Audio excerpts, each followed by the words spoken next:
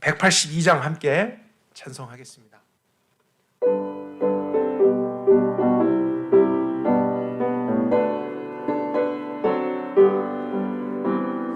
구주의 십자가 보혈로 죄 씻은 판기를 원하네. 내 죄를 씻으신 주 이름 찬송합시다. 찬송합시다. 찬송합시다. 내 죄를 씻으신 주 이름 찬송합시다. 죄악을 속하여 주신 주 내 손에 들어와 계시네. 십자가 앞에서 주 이름 찬송합시다. 찬송합시다. 찬송합시다. 내 죄를 씻으신 주 이름 찬송함. 주 앞에 흐르는 생명수, 주 앞에 흐르는 날 씻어 정하게 하시네. 내 깊은 정성을 다하여 찬송합시다.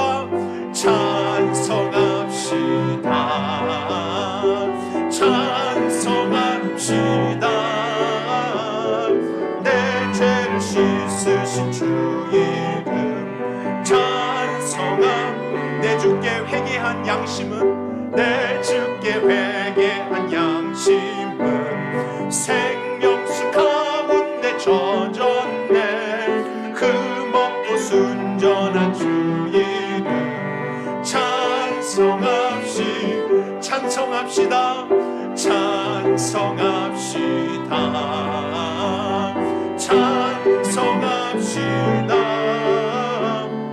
내 죄를 씻으신 주 이름 찬송함. 4절 다시 할까요?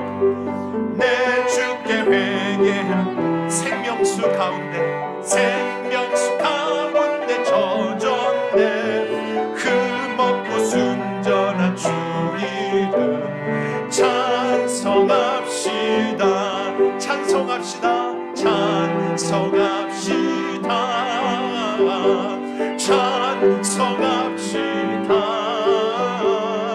내 죄를 씻으신 주 이름 찬송합시다.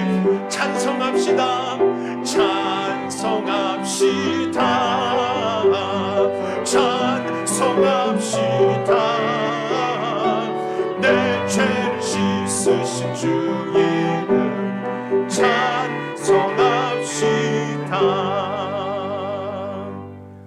93장입니다.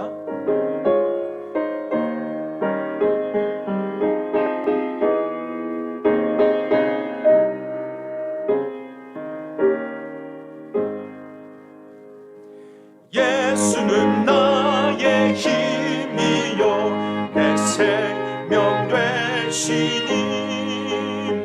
구주 예수 떠나가면 죄주에 빠지니. 눈물이 아픔 가리고 내 맘에 근심 쌓일 때 위로하고 힘주시니. 주의 예수는 나의 힘이요 예수는 나의 내 친구 되시니. 내 친구 되시니. 그 은혜를 간구하면 풍성히 받으리. 햇빛과 비를 주시니 주수할 곳이 많도다. 귀한 열매 주시느니. 주의 예수는 나의 힘이요 예수는 나의 내 기쁨 되시니. 기쁨 되시니.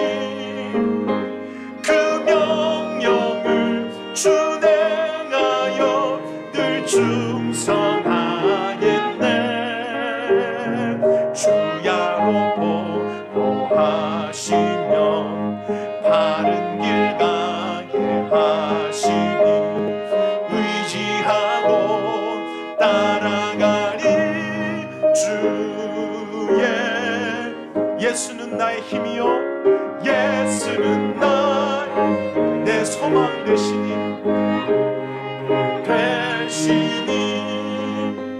이 세상을 떠나갈 때 곧 영생 얻으리 한없는 복을 주시고 영원한 기쁨 주시니 나의 생명 나의 기쁨 주 3절입니다. 예수는 나의 힘이요 예수는 내 기쁨 되시니 내 기쁨 되시니 그 명령을 주 내가요 늘 충성하겠네 주야로 바른 길 가게 하시니 바른 길 가게 하시니 의지하고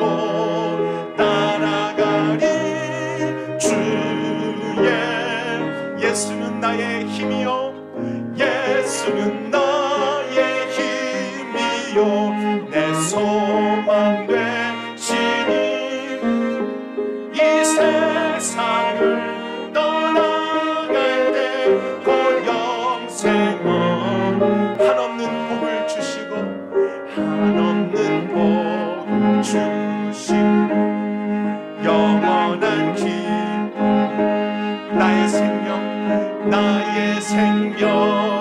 나의 기쁨 주 예수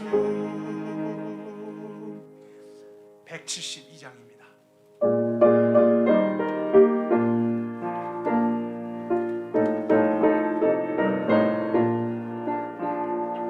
빈들의 마른 불같이 시들은 나의 영혼 주님의 허락한 성령 간절히 기다리네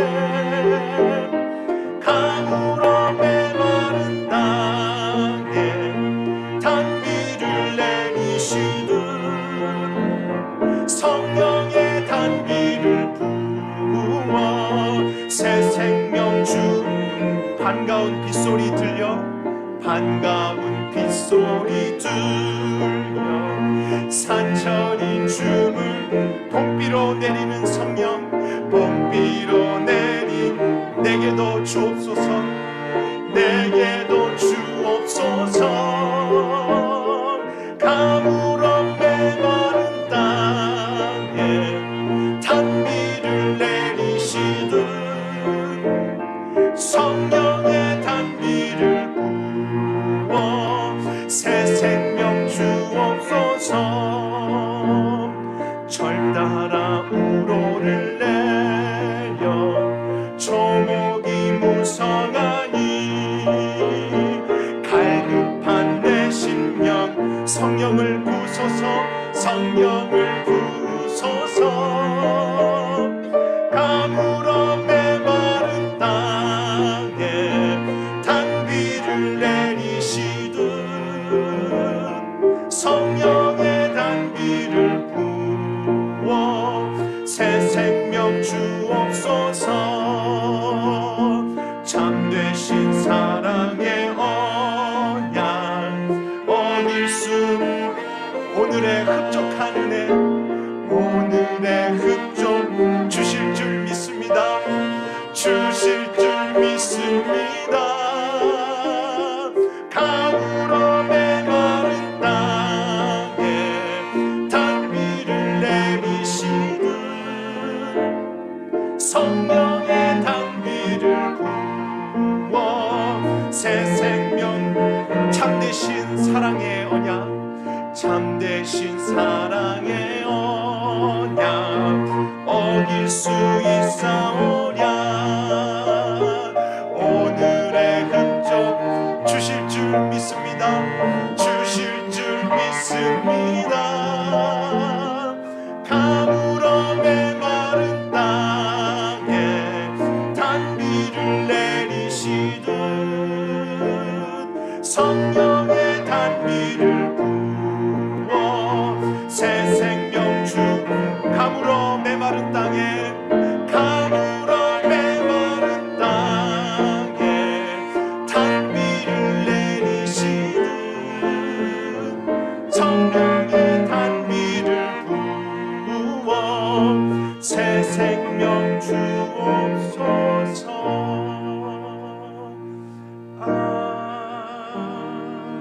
아멘. 485장입니다.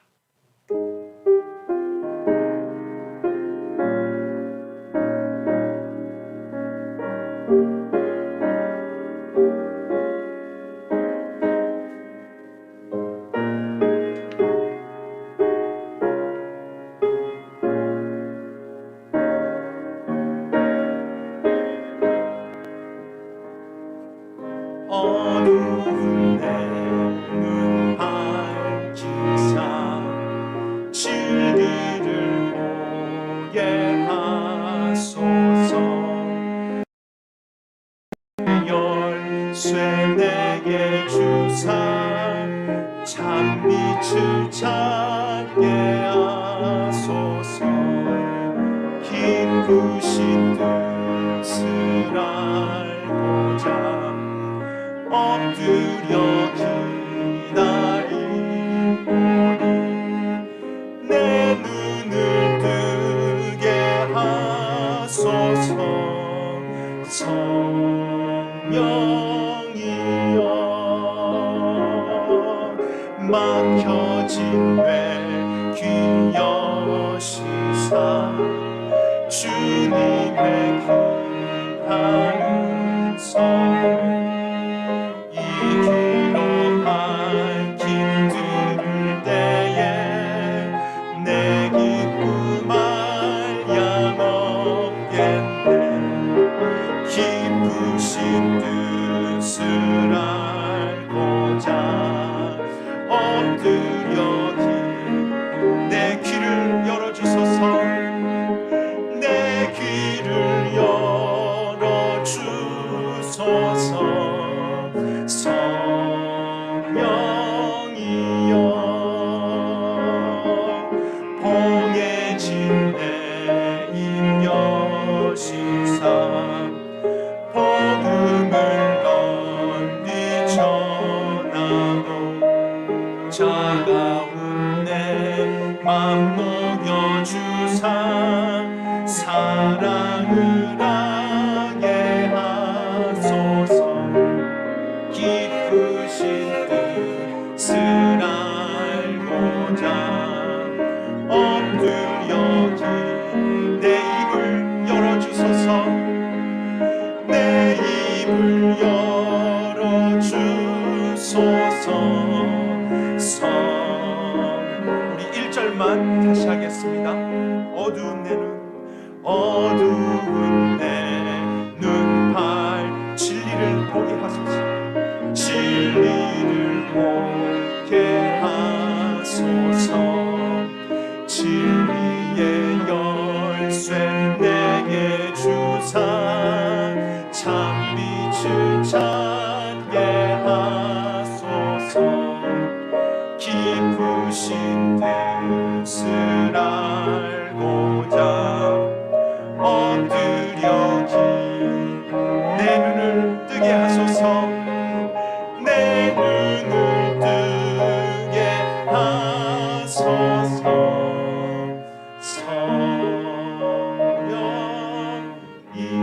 성령이여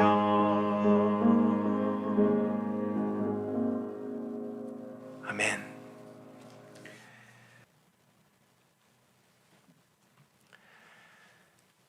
오늘 하나님께서 저희들에게 주실 말씀의 본문을 같이 보도록 하겠습니다. 신약 성경 요한계시록 1장 12절부터 마지막 절 20절까지 보도록 하겠습니다. Book of Revelation chapter 1 verses 12 through 20. 계시록 1장 12절에서부터 마지막 절 20절까지입니다. 저와 여러분이 한 절씩 교독하도록 하겠습니다. 내가 돌이켜 나에게 말한 그 음성을 알아보려고 돌이킬 때에 7 금촛대를 보았는데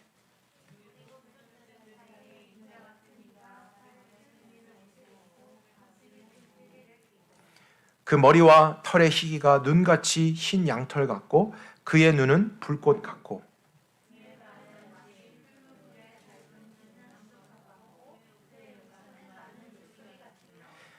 그의 오른손에는 7 별이 있고 그의 입에서는 좌우에 날선 검이 나오고 그의 얼굴은 해가 힘있게 비추는 것 같더라.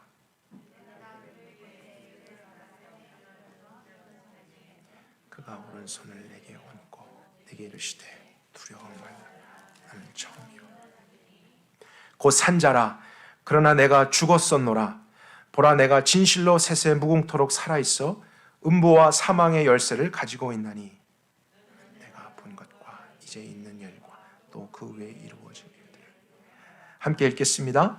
내가 본 것은 내 오른손에 있는 7 별의 비밀과 7 금촛대라.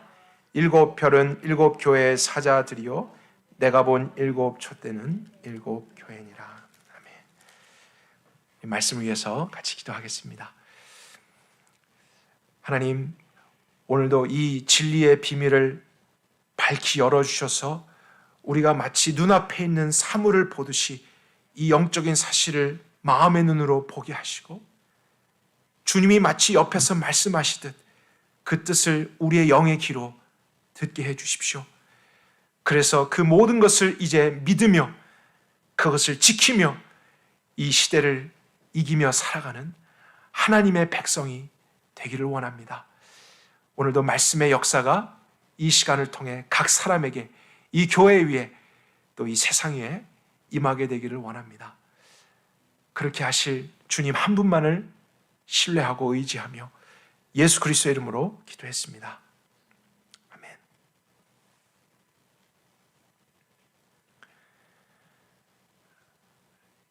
이 계시록의 말씀을 썼던 요한의 나이가 추정컨대 한 80세에서 90세가 될 것이라고 말씀드렸습니다.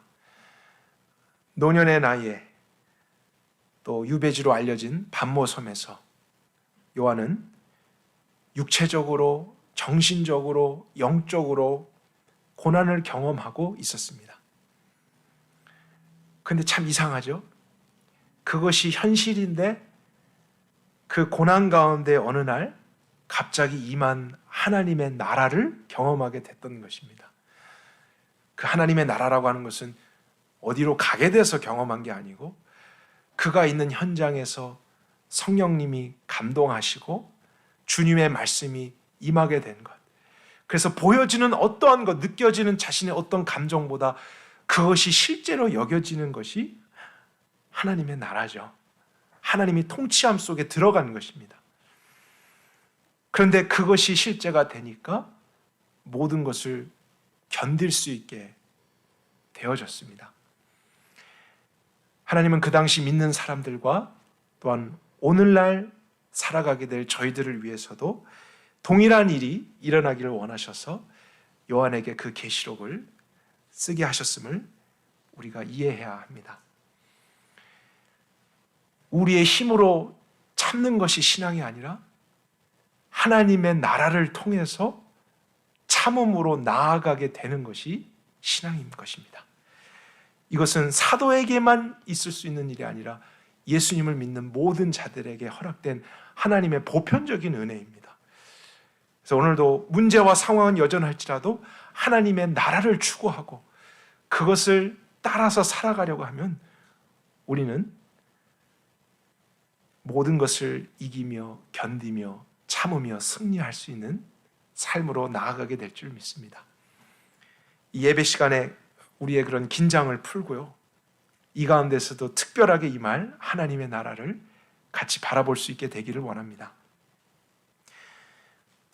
12절부터 말씀을 자세히 살펴보겠습니다. 요한이 자신에게 말씀하시는 그 음성을 어디서부터 왔는가 자세히 보려고 돌아보았는데 첫 번째로 보았던 것이 7 금촛대였습니다. 7 금촛대라고 하는 것은 같은 장 20절에 정확하게 해석이 되어 있습니다. 내가 본 7 촛대는 7 교회니라. 에베소, 서머나, 버가모, 두아디라, 사대, 빌라델비아, 라오디게아, 이 7 교회를 7 금촛대로 비유해서 상징적으로 보여주셨어요. 그리고 나중에 이제 더 나아가서는 7이라는 숫자가 전체, 또 하나님의 완전, 이런 것을 상징하는 숫자이기 때문에 그 7 교회들만이 아닌 오늘날 지상에 있는 모든 교회들을 향한 하나님의 보편적인 말씀이 될 수 있다는 것을 우리는 생각해 보게 될 것입니다. 2020년에 살고 있는 저희들은 촛대라고 하면은 장식품이나 아니면 집에서 무슨 냄새가 날 때 이제 켜게 되는 양초, 그런 촛대를 생각하게 되죠. 일상생활에서 저희들은 초를 사용하는 일이 많이 없기 때문에 중요하게 여기지 않습니다. 그런데 지금 이 말씀이 쓰여졌던 때는 21세기가 아니고 1세기잖아요. 그 당시 상황에 들어가서 촛대라는 것이 그들에게는 어떤 의미였을까를 생각해 보는 것이 필요하겠죠. 그 당시는 전기가 없었던 시대입니다. 이제 여러분의 상상력이 좀 필요해요. 전기가 없다 하면은 첫째, 지금 우리가 사용하는 이런 전등이 없는 것입니다. 길가에 가로등도 없는 거예요. 손전등 없습니다. 전화기, TV, 컴퓨터, 이런 인위적인 빛을 내는 물건들은 하나도 없을 때예요. 유일하게 빛을 찾을 수 있는 것이 있다면 촛대입니다. 그래서 방마다, 또 가정마다, 사회마다 이 촛대는 늘 중요한 곳에 위치해 있었고 사람들에게 매일매일 필요한 것이었습니다. 해가 지면은 어느 곳에서든지 촛대를 찾고 그것을 사용해야만 생활하는 것이 가능했어요. 촛대 없으면 그것을 대체할 다른 물건이 없습니다. 우리는 전기가 없으면 그거 대신해서 초를 찾기는 하지만 그 당시에는 초가 없으면 다른 것을 대체할 물건이 없습니다. 어두움 속에 있을 뿐이죠. 심지어 가까운 이웃집에 밤에 걸어갈 때도요, 초를 들고 가야 됐다는 것을 우리는 상상해야 됩니다. 여러분, 밥을 저녁에 먹을 때도 초를 켜고 먹어야 되는 그런 시대였다고요. 그래서 이 초라고 하는 것은 그들의 삶에 가장 중요한 역할을 했던 물건이었습니다. 예수님이 이 땅에 있는 교회들이 촛대다라고 말씀을 하신 거였어요. 그들에게는 그것이 쉽게 이해되었을 것입니다. 어떤 의미를 말씀하시는가? 그런데 또 말씀을 보니까 그냥 촛대가 아니고 7 금촛대를 보았다 그랬어요. 금이라고 하는 것은 녹슬지 않고 변하지 않는 특징이 있기 때문에 아마도 교회라고 하는 것이 그러한 변치 않는 모습으로 어두운 세상을 비추는 역할을 한다, 이렇게 그들이 이해하게 되었을 것입니다. 아무리 세상에 해가 있어서 환한 대낮이라 할지라도 어두움, 영적인 죄가 있기 때문에 빛을 가진 교회가 필요했던 것입니다. 교회를 대신해서 그 빛을 비추어 줄 대안은 이 세상에 없습니다. 그래서 어느 지역에서나 어느 시대에서나 교회만이 그런 역할을 해줄 수 있다는 것, 가장 중요한 것입니다. 근데 말씀을 또 다시 한번 살펴보면은요, 교회를 7 금 촛대라고 하셨죠. 촛불이라고 하지는 않으셨습니다. 그러니까 촛대라고 하는 것은 그 촛불을 붙잡고 있는 물건이죠. 사실 더 중요한 게 있다면 촛대가 아니라 촛불이 될 것입니다. 불이 없다면 아무리 금으로 만든 촛대라 해도 사실 장식품에 불과할 수밖에 없습니다. 그래서 교회가 촛대로 비유되었을 때 그러면 그 촛대를 촛대되게 할 촛불은 무엇일까? 우리 13절에서 한번 그것을 찾아보겠습니다. 7 촛대를 보았는데 그 촛대들 사이에 계시는 한 분을 요한이 보았죠. 인자 같으니 하면서 사실 구약 성경에 예언되었던 예수님의 호칭입니다. 인자, 사람의 아들, 그리고 그분의 모습이 쭉 나오게 됩니다. 그래서 촛대들 사이에서 진정으로 빛을 발할 수 있도록 불이 되시는 예수님이 계시다는 것을 보여주셨고요. 우리가 이것을 다른 구절을 통해서 다시 한번 정확하게 확인해 보도록 하겠습니다. 계시록 21장 23절을 한번 찾아볼까요?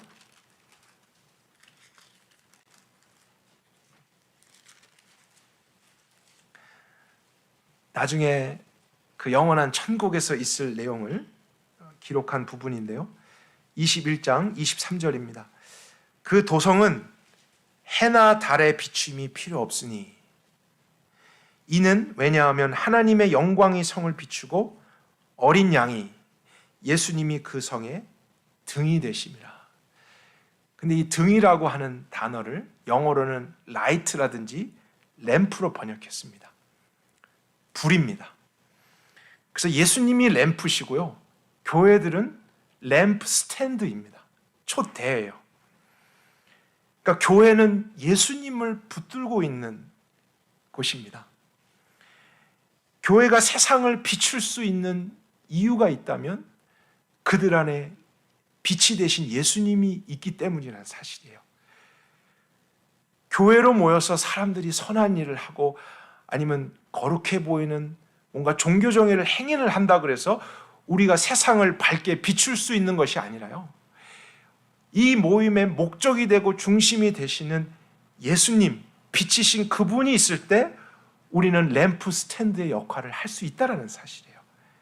그러니까 어떻게 보면 우리 사람들이 모였다는 것보다 더 중요한 것은 이 모임 가운데 예수님이 계시다는 사실입니다. 그분 때문에 모였고 그분 중심으로 모였고 그분을 위해서 모이게 되는 교회. 그래서 오늘 우리의 모임도 마찬가지죠. 찬송 부르고 기도하고 말씀을 배워가지만 그 자체가 목적 아닙니다. 그냥 일요일이니까 이런 것들을 하는 것, 이것이 우리의 습관이 돼서는 안 되고 목적은 그 모든 것을 통해서 나타났던 예수님을 더 깊이 알게 되고 그분이 하신 일을 깨달으며 믿으려고 하고 예수님을 기뻐하고 즐거워하는 신앙이 될 때 우리는 진정한 교회가 되는 것이죠. 인위적으로 빛을 만들어서 억지로 세상에서 우리가 무엇을 해보려고 하는 것이 아니라 예수님을 가까이 하면, 예수님을 더 소중히 여기고 그분과 함께 하려고 하면 우리 안에서 예수님이 저절로 빛으로서 역사하셔서 우리도 밝아질 뿐만 아니고 우리가 다니는 모든 곳에서 그 빛이 어둠을 물러가게 할 줄 믿습니다. 요한은 그 금촛대를 보면서 그 가운데 계신 이제 예수님을 자세히 보기 시작했습니다. 그 인자의 모습이셨던 분이 어떤 모습이었을까? 머리에서부터 발끝까지 차근차근 보게 되었는데요. 그것을 기록한 우리 1장으로 돌아가서 다시 한번 살펴볼까요? 13절에 처음에 발에 끌리는 옷을 입고 계셨고 가슴에 금띠를 띠고 그 머리와 털의 희가 눈같이 흰 양털 같으셨다라고 기록했습니다. 이런 모습이 과연 무엇을 상징하는가 우리가 생각할 수 있죠. 그런데 다시 요한계시록 해석의 규칙 첫 번째는 성경 다른 곳에 이런 내용이 없는가 연결시켜 보는 것입니다. 근데 이 내용은 정확하게 다니엘서 7장에 나와 있는 내용이에요. 다니엘서 7장에 또한 인자에 대한 계시가 나와 있습니다. 특별히 7장 9절에 보면 내가 보았는데 왕좌가 놓이고 옛적부터 항상 계시니가 그 옷은 희기가 눈 같고 그 머리털은 양의 털과 같았다라는 기록이 있습니다. 왕자가 있고 옛적부터 항상 계시니 머리털이 양의 털 같다 하는 것, 지금 요한도 그 모습을 본 것은 이제 같은 것을 본 것입니다. 예수님의 왕되심. 그래서 발에 끌리는 옷, 금띠를 가슴에 띠고 있는 것은 그 당시에 왕들이 입고 있었던 옷을 의미하는 것입니다. 그리고 옛적부터 항상 계시니 그분의 신성과 영원성을 희다라고 상징했다는 것을 우리가 볼 수 있고요. 계속해서 14절에는 그분의 눈은 불꽃 같고 그의 발은 마치 풀무불에 다룬 빛난 주석 같았다라고 했습니다. 아까 이 불에 대해서는 저희들이 생각을 해보았죠. 그 당시 어둠을 비출 수 있는 유일한 도구, 불입니다. 그 불 같은 눈을 가지신 분, 모든 것을 보실 수 있고 아실 수 있는 그분의 전지함을 상징한다 할 수 있겠고요. 또 발에 대해서도 나왔는데, 여러분 성경에 너무 많은 곳에 하나님의 발에 대한 설명이 있는 거 아십니까? 근데 대부분이 그 발은 원수나 악한 세력을 밟으실 때 심판의 어떤 상징으로서 사용됐었어요. 예를 들어보면 이사야서 60장 12절 같은 경우 우리의 대적을 발로 밟으실 자이시다. 시편 91편 13절에는 사자와 독사를 발로 밟으실 것이며, 근데 그런 예수님의 발이 그 당시에 풀무불에는 쇠를 연단해서 무기를 만들고 있었는데 그런 달구어진 놋과 같은 발로 이제 상징이 되었습니다. 그처럼 강력하게 악과 원수를 밟으시고 심판하실 분의 모습으로 나타났다는 것을 우리가 깨닫게 됩니다. 그의 음성은 많은 물소리 같았다라고 했는데 이것도 시편 29전에 있는 그런 내용들이 연상이 됩니다. 여호와의 소리가 물 위에 있도다. 영광의 하나님이 뇌성을 발하시니 여호와는 많은 물 위에 계시도다. 여호와의 소리가 힘이 있으며 여호와의 소리가 위엄차도다. 그래서 그분의 목소리가 많은 물소리와 같다는 것, 그분이 가진 위엄과 권위를 상징적으로 나타낸 것이라 할 수 있겠죠. 오른손에는 7별을 잡고 계시다 했는데 이 7별이라고 하는 것은 20절에 해석이 정확하게 되어 있습니다. 7 교회를 섬기는 리더들, 어쩌면 목회자라고 할 수 있을 것입니다.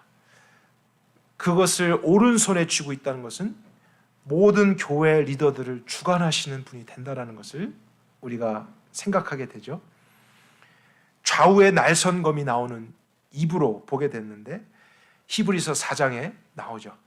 좌우의 날선검과 같은 하나님의 말씀, 그 말씀을 선포하시는 예수님, 해가 힘있게 비추는 것 같은 얼굴, 이것은 복음서에 보면 예수님이 변화산에서 한번 그분의 원래 모습을 보여주신 적이 있었습니다.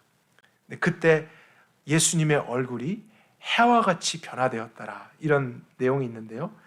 정확하게 그 모습을 요한에게 다시 보여준 것을 우리가 확인하게 됩니다.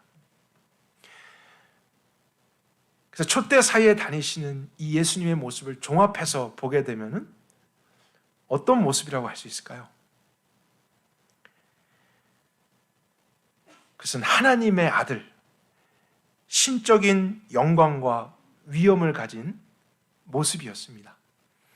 세상의 악을 멸하시고 그분의 전지하신 지혜와 전능하신 능력으로 모든 심판을 집행하실 거룩한 자의 모습을 요한은 보게 되었던 거예요.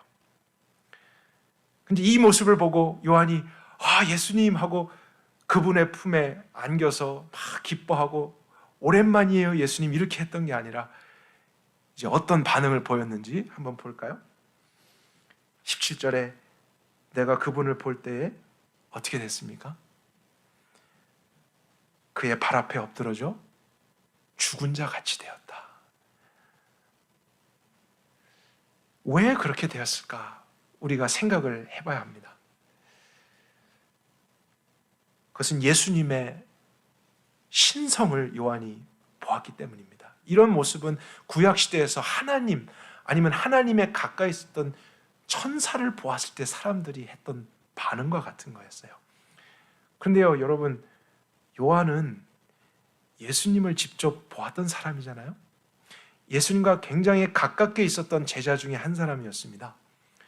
그리고 요한복음에 보면 그는 자신을 예수님의 사랑받는 제자 이렇게 표현하고 때로는 예수님의 품에 안겨서 그분과 대화를 나눈 장면도 기록했습니다. 그처럼 예수님을 잘 알고 있었던 제자였어요. 그런데 지금 보았던 예수님의 모습은 그가 알고 있었던, 그가 경험했던 예수님과 너무 달랐던 거예요. 근데 다르긴 했어도 새로운 모습이라고는 할 수는 없겠죠. 왜냐하면 구약 말씀에 이미 있었던 모습의 예수님을 보았기 때문입니다. 이것을 통해서 요한이 무엇을 깨닫게 되었을까? 저희들이 생각을 해봐야 됩니다. 누구보다도, 우리 중 어느 누구보다도 예수님을 잘 알고 있고 가깝게 했었고 오랜 시간을 보냈던 요한, 그는 이때 이 예수님을 보고 자기가 알고 경험했던 예수님이 전부가 아니구나, 이런 생각을 했을 것입니다. 그러니까 이전에 예수님이었다면 분명히 기쁨으로 달려가서 안기려고 했을 텐데 그는 오히려 그렇게 보았던 예수님 앞에 엎드러지고 두려워할 수밖에 없었다는 사실이죠. 성경을 통해서 그런 예수님이다라고 알고 있었어도 예수님에 대한 지식을 아는 것과 그분이 정말 보여주신 영광에는 큰 차이가 있었던 거였어요. 사실 그렇게 본다면 요한은 아직도 예수님을 잘 알지 못했던 거였습니다. 극히 일부분의 예수님, 이 땅 가운데서 잠시 나타나셨던 그 예수님의 모습 외에는 요한도 사실 예수님이 어떤 분인지를 잘 알지 못했던 거였어요. 그런데 예수님은 그렇게 두려워하고 있던 요한을 이제 붙잡아 주시면서 17절부터 말씀하시죠. 두려워 말라. 나는 처음이고 나중이고 곧 산자라.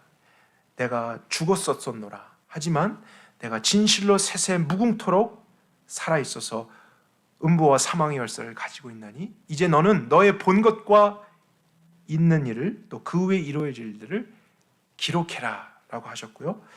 그리고 그 기록했던 내용들을 2장부터 보게 되면 에베소 교회, 또 서머나 교회, 버가모 교회 각 교회에다 편지식으로 보내는 일을 하게 됩니다. 그가 새롭게 깨닫고 보게 되었던 다른 것이 아니라요, 예수님에 대해서, 그분의 말씀에 대해서 기록했다는 사실이에요. 그래서 자신만이 아니라 교회들도 예수님을 더 깊이, 더 바르게 알아야 될 필요가 있기 때문에 예수님은 그를 통해서 다시 한번 그분의 신성과 모든 것 되심을 계시해 주셨다고 우리가 생각해 볼 수 있습니다. 우리 지난 시간 말씀 한번 생각을 해보면요, 1세기 때 교회들은 외부적인 고난이 너무나 많았습니다. 로마라고 하는 압제와 또 믿는 자들을 극단적으로 싫어하는 많은 사람들이 있었죠. 육체적으로, 정신적으로, 영적으로 그들은 하루도 편할 날이 없었을 거예요. 그러나 정직하게 살펴보면 그들의 문제는 외부에만 있었던 것은 아니었습니다.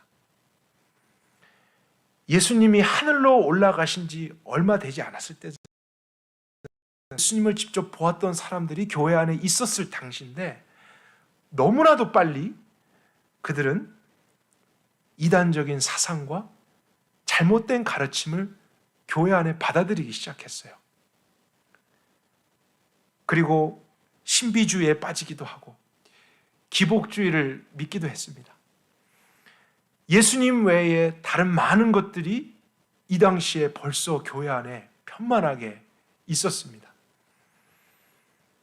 그들이 예수님 외에 다른 것들을 붙잡고 중심에 두려고 하니까 영적으로 병들어가고 있었던 거예요.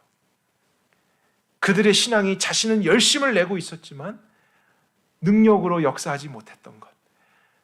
외부적인 문제만이 아니라 자신들 안에 있는 문제, 내부적인 영적인 문제가 있었다는 것을 주님은 보여주시려고 했습니다. 그런데 그 근본적인 원인이 무엇이냐면 그들이 예수님을 다 알았다고 생각했기 때문이었어요. 우리가 보았던 예수님, 십자가의 예수님, 그들은 경험했고 알았기 때문에 예수님에 대해서 다 알았다는 생각이 많았습니다. 그리고 나서 그렇게 시작했던 교회라 할지라도 이제 예수님 외에 다른 것들에 대해서 관심을 갖고 어떻게 이 어려움과 환난을 우리가 극복하고 이겨낼 수 있을까? 다른 것에 대해서 그들이 관심을 갖기 시작했던 문제가 있었다는 사실이에요. 그럼 여러분, 우리가 촛대의 비유를 다시 한번 생각해 볼까요? 촛대는 아무리 금으로 멋있게 만들어져 있었어도 불을 잃어버리면 끝입니다. 오늘날은 뭐 전기라도 있지만 그 당시에는 불이 사라져버린 촛대라는 것은 아무 쓸모가 없어요. 어두움 속에 여전히 그 촛대 자체도 어두운데 뭐에 쓰겠습니까? 그냥 장식용이나 버려지는 촛대밖에는 될 수 없습니다. 그러니까 마찬가지로 예수님에게서 멀어져 가고 있는 교회, 그 교회는 쓸모없는 촛대가 되어버리는 것이에요. 그들이 아무리 많은 숫자로 모이고 아무리 열심히 모인다고 해도 예수님에 대한 관심, 또 예수님에 대한 믿음을 잃어가는 순간 그들 자신으로는 어떠한 능력도 나타낼 수 없는 것입니다. 세상을 변화시킨다고요? 안 됩니다. 여전히 세상은 어두워진 채로 있을 것이고 반대로 불을 잃어버리게 된 촛대 안에는 어두움이 찾아오게 돼 있죠. 그러니까 교회가 예수님에 대해서 관심을 갖지 않는 순간 반대로 세상이 교회 안에 들어오게 되고 교회 자체도 어두워져 가는 것입니다. 그래서 예수님은 이 문제에 대해서 다루실 필요가 있었던 거예요. 물론 세상에 대한 죄와 악에 대해서 다루실 것입니다. 심판하실 거예요. 그러나 교회에 대해서 먼저 예수님을 계시해 주시지 않으면 이 세상은 소망이 없습니다. 어떤 것도 기대할 수 없어요. 그래서 먼저는 교회에 대해서 건강을 회복하고 온전케 하기 위해서, 또 그렇게 하는 것이 세상에 유익이 되는 것임을 아셨기 때문에 이 말씀을 교회에다 먼저 기록하도록 요한을 사용하셨던 것입니다. 다음 주부터 본격적으로 그 내용을 우리가 살펴보겠지만 오늘은 각 교회에 나타나신 예수님의 모습이 어땠는가, 그것만을 한번 정리해 보도록 하겠습니다. 2장에서부터 보면은요, 에베소 교회에 예수님이 먼저 말씀을 전하게 하시죠. 오른손에 7뼈를 잡고 7 금촛대 사이를 다니시는 분으로서 말씀을 주십니다. 그리고 8절에는 서머나 교회에 말씀을 주시죠. 처음과 나중 죽었다가 살아나신 분의 모습으로 그 교회에 말씀을 주십니다. 2장 12절에는 버가모 교회, 좌우에 날성검을 가지신 분으로서 말씀을 주시죠. 18절에는 두아디라 교회, 두 눈이 불꽃 같고 그 발이 빛난 주석과 같은 하나님의 아들로서 말씀을 주십니다. 3장을 가게 되면요, 1절에 사대교회 말씀 주시죠. 하나님의 7 영과 7 별을 가지신 이의 모습으로 말씀을 주십니다. 7절에는 빌라델비아 교회, 거룩하고 진실하사 다윗의 열쇠를 가지신 이로서 말씀을 주십니다. 14절의 마지막 라오디아 교회는 아멘이요 충성되고 참되신 증인, 하나님의 창조의 근본이신 모습으로 나타나셔서 말씀을 주십니다. 여러분, 정리해 보니까 어떤 특징을 발견하죠? 각 교회마다 예수님이 같은 모습으로 나타나신 게 아니고 다른 모습으로 나타나셨어요. 그것이 중요한 우리의 발견입니다. 이 모든 모습을 총체적으로 가지신 예수님인데 교회들에게 직접 말씀하실 때는 그 중에서의 어떤 일부의 모습으로만 나타나셨어요. 그런데 이때 교회들은 자기들이 보고 싶은 예수님의 모습을 본 것이 아니었을 것입니다. 그들이 기대했던 예수님을 보기보다는 오히려 그들이 꼭 필요한 예수님의 모습을 보게 되었을 거예요. 우리가 나중에 더 자세히 살펴보겠지만요, 이때 나타나셨던 예수님의 그 모습이 그 교회 안에 있었던 어떤 문제나 연약함과 직접적인 관련이 있습니다. 그래서 이런 예수님을 알고 그들이 가까이 하며 믿게 될 때 그 문제에서부터 벗어날 수 있기 때문에 예수님은 그 특징을 가지고 교회들에게 방문해 주셨던 것이었습니다. 이것은 저희들에게도 마찬가지일 수 있습니다. 우리가 예수님을 믿는다고 하지만요, 우리는 내가 믿고 싶은 예수님, 내가 알기를 원하는 예수님을 믿는 것이 중요한 게 아니에요. 여러분, 더 중요한 것은 오늘 여러분의 상태를 누구보다 잘 아시고 여러분이 꼭 믿어야 될 필요가 있는 예수님을 여러분이 믿어야 된다는 사실입니다. 그거는 교회마다 다를 수 있고 우리 개인마다도 다를 수 있어요. 그래서 예수님이 여러분에게 지금 계시해 주시는 그 모습대로 여러분은 그분을 믿어야 됩니다. 그래야 벗어날 수 있어요. 그래야 우리를 새롭게 하신 것을 지켜낼 수 있다고요. 내가 경험한 예수님, 내가 알고 있는 예수님, 내가 믿었던 예수님, 그 나의 한계와 나의 지식 안에서만 예수님을 다 알았다고 하면은 우리는 그 후에 찾아오게 될 인생의 모든 문제 가운데 또다시 포로되는 것 같이 끌려갈 수밖에 없고 더럽혀질 수밖에 없는 것입니다. 그래서 오늘도 예수님, 내가 무엇을 믿기를 원하십니까? 우리에게 예수님 나타나신다면 어떤 모습으로 나타나셔서 우리가 그것을 바라보길 원하십니까? 우리는 이런 예수님 중심의 신앙을 가져야지 내가 원하는 예수님을 만나고자 그런 예수님을 찾아가는 신앙이 돼서는 안 될 것입니다. 그리고 또 하나 특징을 우리가 생각해 보면요, 이 7 교회에 예수님이 나타나셨을 때 어느 한 교회에도 어린 양 예수님의 모습으로는 나타나지 않으셨습니다. 우린 예수님 하면 어린 양, 십자가의 예수님이 가장 먼저 떠오를 수 있잖아요. 그런데 예수님은 교회들에게 그 모습으로는 안 나타나셨어요. 그 이유는 분명합니다. 이미 모든 교회들이, 또 거기에 언급됐던 교회들은 자신의 죄 때문에 피를 흘리시고 죽임을 당한 예수님을 알고 믿었습니다. 그러니까 예수님이 교회마다 문제가 있어도 그들을 교회가 아니다라고 말씀하신 적은 없었어요. 그 믿음 때문에 교회가 된 것은 사실입니다. 십자가에서부터 죄 씻음과 용서로부터 시작한 것은 사실이었어요. 그러니까 그것에 대해서 더 알고 그것에 대해서 지금 믿는 것이 그들에게 필요한 것이 아닌 단계였습니다. 그러나 문제는 십자가의 예수님을 알았다는 것, 그것으로 예수님을 다 알았다, 이렇게 생각한 것이 교회들의 문제였다는 거예요. 이 땅에서 경험했던 예수님, 내가 보았던 예수님, 그 신앙 안에 멈춰버리게 되면은 그 후에 온갖 종류의 문제들이 어떻게든지 비집고 그 믿음 안에서 자리를 하려고 합니다. 아무리 극적으로 은혜 가운데 세워진 교회라 할지라도 인간의 연약함과 세상의 이 죄와 영향은 우리를 가만히 두지 않아요.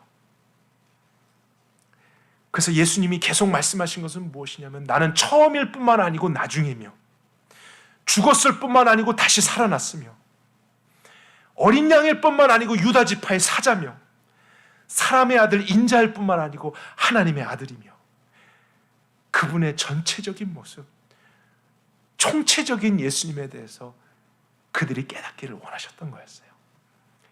이 땅에서의 모습만이 아닌 하늘에서의 모습이 어떤 것인지, 그것은 요한도 놀랄 정도였습니다. 예수님을 가장 가까이에서 많이 알았다고 하는 요한도 사실 예수님을 전혀 알지 못한 것 같은 상황이었어요. 하물며 저와 여러분도 어떻겠습니까? 우리가 예수님의 복음 들었고 십자가에 대해서 믿었고 알았다고 하지만요, 여러분, 우린 예수님을 더 알아야 될 필요가 있는 사람들입니다. 예수님을 믿었기 때문에 이 자리에 모였지만 오늘도 예수님을 더 믿어야 될 필요가 있는 사람들이 저와 여러분 아니겠어요? 이런 말은 세상 사람들은 이해 못합니다. 저 사람들은 예수쟁이야, 그리스도인이야, 예수님을 안다고 하지만 우리는 그것이 충분하지 않아요. 그분의 처음과 나중 되심 모든 것을 날마다 더 알아가려고, 또 그분이 계시해 주신 대로 알아가려고, 그것 안에 거하려고 하는 우리의 간절함과 믿음이 있어야 됩니다. 그러니까 촛대이기 때문에 불을 가까이 할 수밖에 없는 거예요. 그분을 더 중심으로 하려고 하고, 그분이 우리의 모든 것이 되려고 하고, 그러면 우리의 역할은 그 빛으로 말미암아 저절로 되어지는 것입니다. 아멘이십니까? 우리 개인도 그렇고 공동체도 마찬가지예요. 예수님을 믿었고 이제 또 다른 능력, 여러분, 그것이 필요한 게 아닙니다. 더 새로운 것, 이것이 없어서 우리가 지금 너무 힘들고 피곤하고 긴장되는 게 아니에요. 우리가 처음 알게 됐던 예수님을 더 깊이, 더 온전히 알려고, 내가 믿고 싶은 예수만이 아니라 내가 정말 믿어야 될 필요가 있는 예수님까지도 날마다 집중하고 바라보려고 하면 우리의 문제는 내적에서부터 외적으로까지 그분에 의해서 해결되어져 가는 것입니다.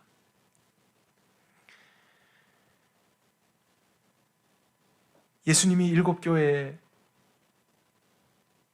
그분의 모습으로 나타나시고 말씀을 주셨을 때요, 꼭 무서운 모습으로만 나타나신 것은 아니었습니다. 그들의 문제에 대해서 책망만 하셨던 것은 아니었어요. 서머나 교회나 빌라델비아 교회 같은 경우는 위로하시는 예수님을 만났어요. 큰 용기를 얻게 됐습니다. 그들에게는 책망이 필요했던 것이 아니라 격려가 필요했기 때문입니다. 오늘 이 부분만 한 번 더 집중적으로 보도록 하겠습니다. 서머나 교회 2장 8절로 가볼까요?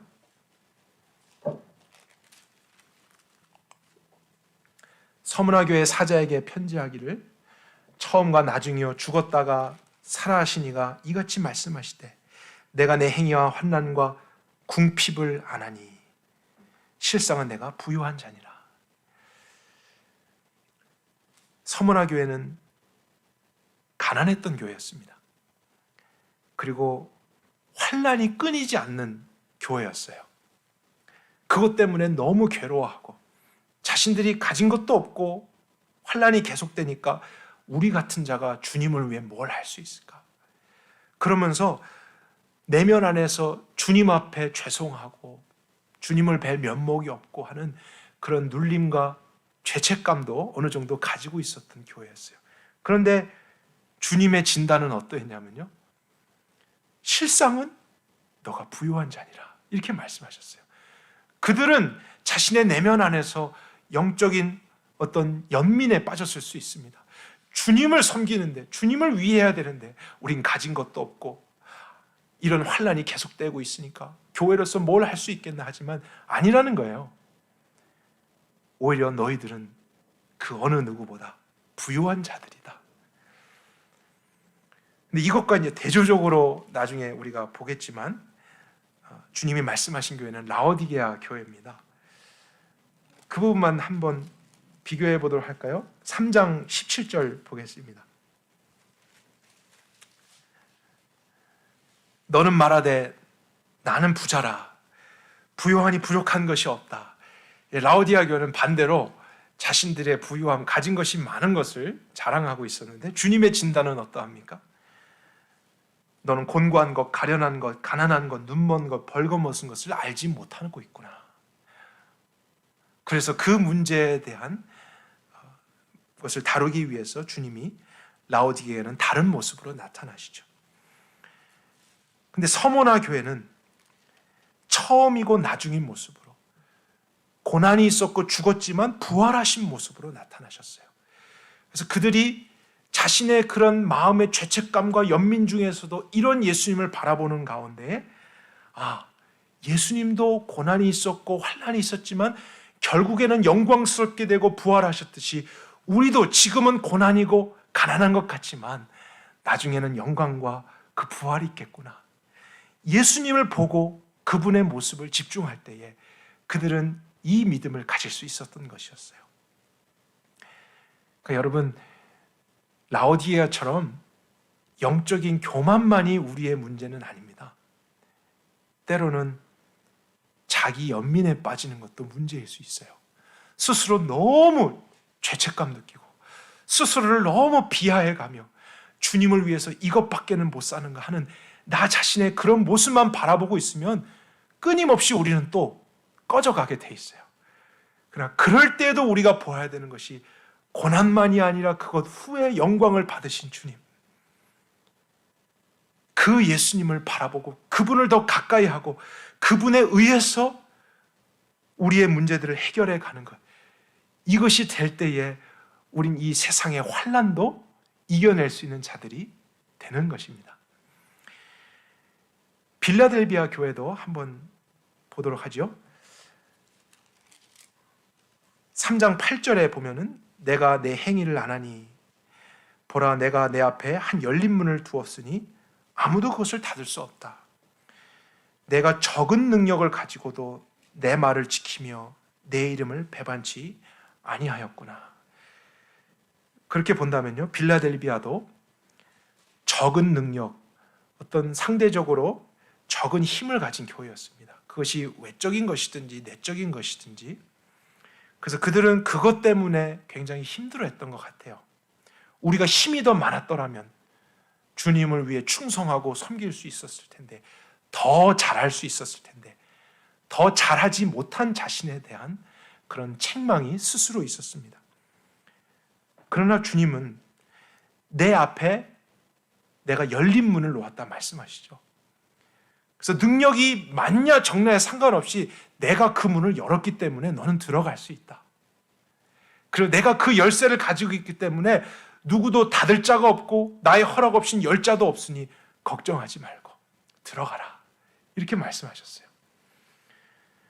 10절에 보면 또 하나의 큰 격려가 있는데, 내가 나의 인내의 말씀을 지켰은즉, 과거죠. 이미 그렇게 했다는 것이에요. 나도 시험의 때에 너를 지키리니 곧 온 세상에 임하여 땅에 거하는 자들을 시험할 때라. 그래서 예수님은 이미 그들이 한 것에 충분하다고 말씀하셨습니다. 더 할 것이 필요 없다는 거예요. 스스로 더 힘을 키우고 뭔가 갖춰서 주님을 위해서 하겠다 이런 생각을 내려놓고 더도 말고 덜도 말고 어떻게 하라고요? 지금처럼만 하면 된다. 이 말씀이에요. 오 빌라델비아 교회야, 너희들이 다른 자들과 비교하며 세상과 비교하며 더 힘을 갖추려고 노력하지 말고 나는 이미 너희들을 칭찬하고 이미 너희들의 인내에 기뻐하며 이제 지금처럼만 하면 된다. 내가 열린 문을 놓을 테니까 들어가기만 하면 된다. 여러분, 이것이 얼마나 큰 위로입니까? 격려입니까?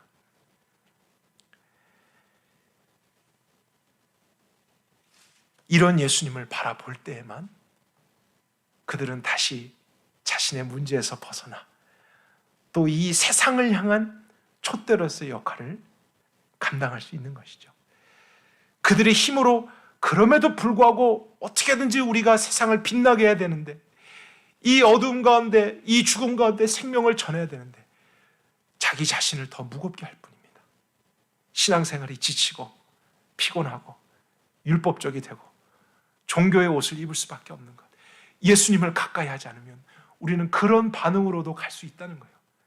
영적으로 죄짓고 교만해지고 문제를 경험하는 것만이 아니라 또 자기 자신의 연약함 속에 연민을 느끼고 죄책감 느끼고 스스로 빠져드는 것도 우리의 문제일 수 있죠. 이 모든 것을 해결할 수 있는 유일한 길, 예수님을 더 깊이 알게 되는 것 외에 없습니다.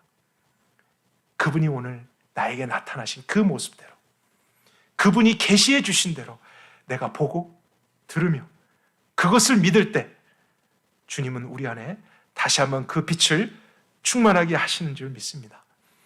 저는 이 말씀을 묵상하면서 만약 오늘 우리 서남 침례교회에 예수님이 나타나시면 어떤 모습으로 나타나실까, 이런 생각을 해보았습니다. 여러분, 어떤 모습으로 나타날 것 같으세요?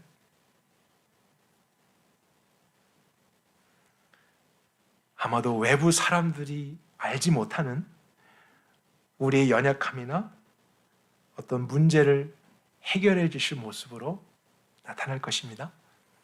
때로는 그것이 우리가 기대하지 않고 생각지 못한 모습일 수 있습니다. 그래서 놀랄 수도 있습니다. 그러나 확실한 것은 우리가 원하는 예수를 믿는 게 중요한 게 아니라 그분이 우리가 믿기를 원하는 모습대로 그분을 믿는 것, 그것이 참된 신앙이 되는 것입니다. 개인적으로도 마찬가지입니다. 여러분, 여러분의 신앙생활을 예수님 중심으로 다시 세워가실 수 있길 바랍니다. 시대가 어려울수록 거기에서부터 시작해야 우리는 이 세상을 견디어내는 것입니다. 그거는 여전히 병들어 있고 여전히 무너져 있고 우리의 빛은 다 잃어져 갔는데 상황과 환경만, 문제의 해결만을 위해서 우리의 신앙을 추구하다 보면 우린 끝없이 문제 속으로 들어갈 수밖에 없고 어둠이 더 어두워지는 것을 경험할 수밖에 없죠. 그럴수록 다시 내 안에서부터, 나부터 하나님의 나라, 그 중심에 계신 예수 그리스도, 주님을 더 알기를 원합니다. 주님, 보여주십시오. 알게 해주십시오. 눈을 열어주십시오. 내 상황 가운데, 또 이 교회 위에 주님이 계시해 주옵소서. 우리 모두가 스스로 빛을 만들려고 하지 말고 빛 대신 주님께로 더 가까이 나아가실 수 있기를 바랍니다. 내가 경험한 예수님, 십자가의 예수님만을 붙잡지 말고 그분의 모든 것, 처음과 마지막까지 우리가 더 알아가며 믿을 수 있기를 바랍니다. 참 교회, 참 그리스도인, 그 한 사람이 너무나 필요한 시대입니다. 주님 꼭 그 일을 이루어 주시옵소서. 함께 기도하겠습니다. 하나님, 오늘도 이 말씀을 통해 우리 안에 어둠으로 있지 않고 다시 한번 빛으로 가까이 갈 수 있도록 격려하시고 책망하시고 은혜를 주신 것 감사합니다. 우리에게는 예수님이 전부라는 사실, 이미 다 알고 있는 개념이었지만 어느샌가 그것을 내려놓으며 예수님 외에 또 다른 능력과 또 다른 지혜와 또 다른 문제의 해결을 우리가 찾아가고 있었던 것 정직하게 고백합니다. 교회적으로나 가정적으로나 개인적으로나 우리보다 더 잘 아시는 예수님께서 더 가까이 오셔서 우리가 믿고 싶은 예수가 아닌 우리가 믿어야만 한 예수를 꼭 알게 하여 주옵소서. 이 땅에서 행하신 예수님만이 아닌 저 하늘에서도 여전히 일하고 계시고 앞으로 오실 그 예수님의 전부를 우리가 알게 하시고 우리의 아는 것과 믿는 것이 하나 될 수 있게 하여 주옵소서. 금초 때냐 은초 때냐 우리의 겉모습만 가지고 우리를 변화시켜가는 게 아니라 촛대를 촛대되게 하는 진정한 불, 진정한 빛이 되시는 예수님, 그분을 더 가까이 하며 소중히 여기며 그분 중심으로 모이고 그분 중심으로 살아가게 되는 저희가 될 수 있도록 축복해 주옵소서. 이 시대의 부흥, 이 시대의 소망, 우리에서부터 시작될 줄 믿습니다. 오늘도 함께해 주신 주 예수 그리스도께 감사와 찬양과 경배를 드리며 예수 그리스도 이름으로 기도했습니다. 아멘.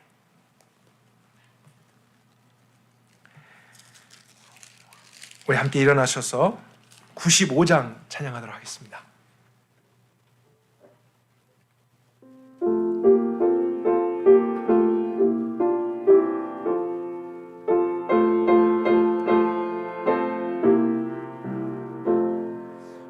세상이 어두워 캄캄하나 이 세상에 비춘 예수 주 예수의 영광이 햇빛 같아 이 세상에 비춘 예수 이 빛으로 다 나오라 밝은 그 빛 날 비춰주어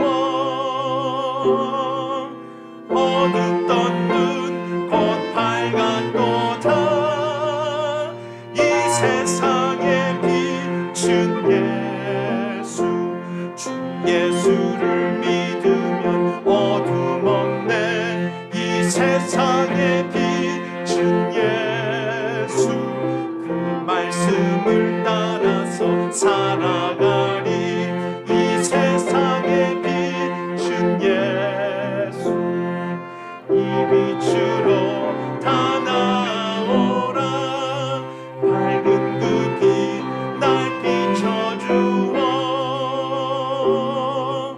어둡던 눈 곧 밝았도다 이 세상에 비춘 예수 죄 가운데 눈 멀어 사는 자여 이 세상에 비춘 예수 주 이름을 믿으면 눈 밝으리 이 세상에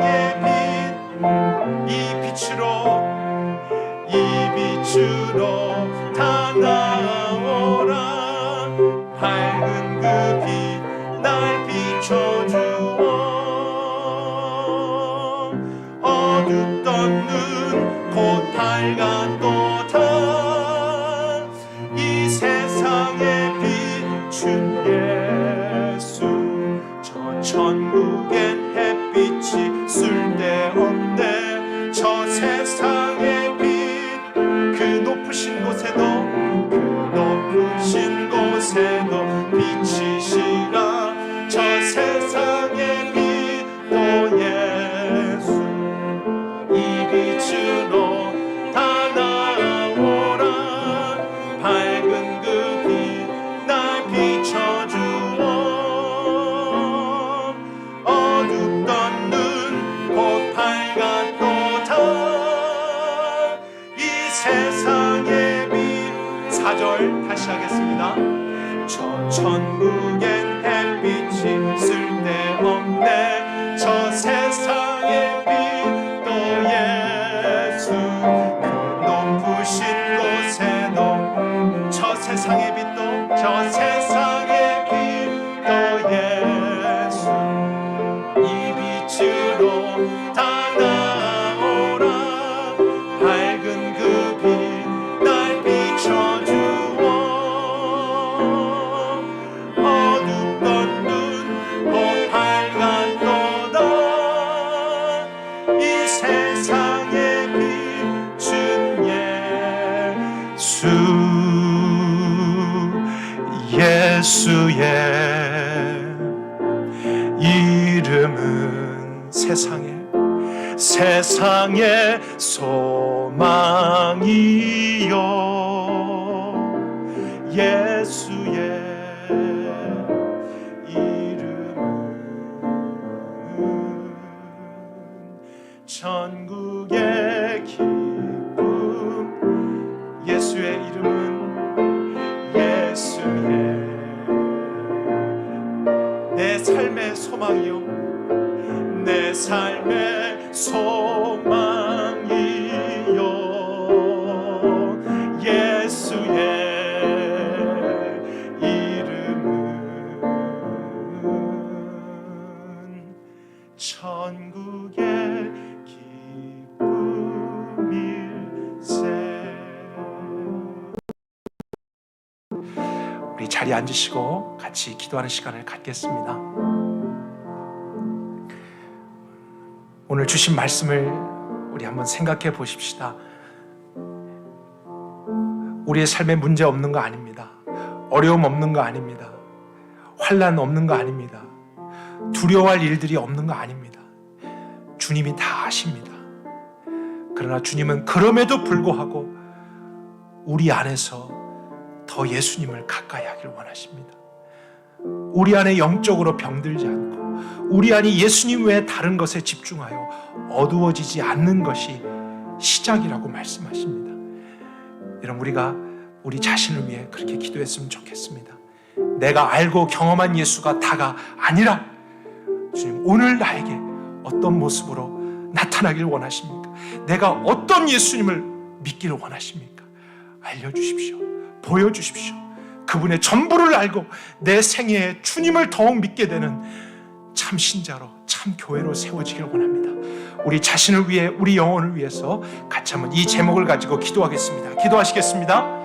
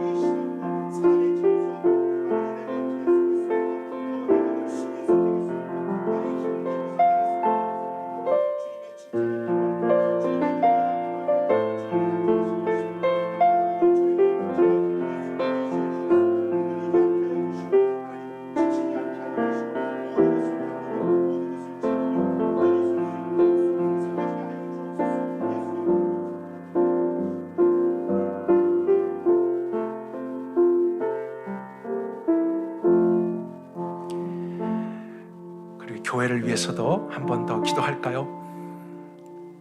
에베소, 서머나 빌라델비아 이런 교회만이 아니라 우리 선함교회도 주님은 사랑하시고 우리 교회에도 나타나길 원하십니다. 우리 교회가 교회 될 수 있는 것 전통 때문 아닙니다. 교단 때문 아닙니다. 예수님 때문입니다. 우리가 예수님께 집중하지 않고 멀어져 간다면 우리는 아무리 겉으로 보기에 남들이 칭찬할 것이 있다 할지라도 우린 병들어 가는 것입니다. 우리는 어두워져 가는 것입니다. 빛을 잃으면 어둠이 찾아오는 것 당연합니다. 여러분, 우리 예수님께로 더 돌아가십시다. 교회적으로도 무엇을 하든지 예수님 중심, 예수님과 함께 우리가 알고 경험한 것 이상의 예수님을 교회적으로도 계시해 주셔서 정말 주님의 교회 되게 해달라고, 그분의 빛을 가진 촛대가 되게 해달라고, 우리가 금이든 은이든 상관없이 그 빛을 가진 교회가 돼서 이 시대에 생존만 하는 게 아니라 꼭 필요한 교회로서 우리가 서게 해달라고 우리 같이 기도했으면 좋겠습니다. 그럴 때 반드시 주님의 역사는 나타날 것입니다. 우리 함께 마지막으로 교회를 위해서 기도하도록 하겠습니다. 저희들이 정말